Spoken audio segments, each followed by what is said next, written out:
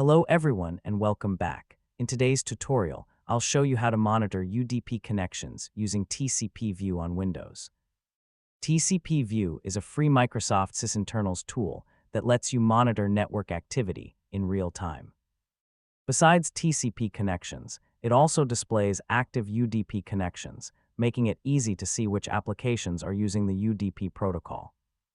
First, open TCPView and click the UDP v4 tab to display active UDP connections. Wait a few seconds for the list to load.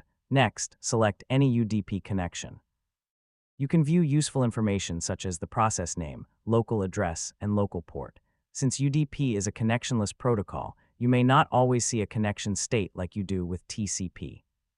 To update the information, click the refresh button or press F5. TCPView will instantly refresh the list and display any changes in real time. That's how you can monitor UDP connections with TCPView. Thanks for watching, and don't forget to like, share, and subscribe for more Windows tutorials.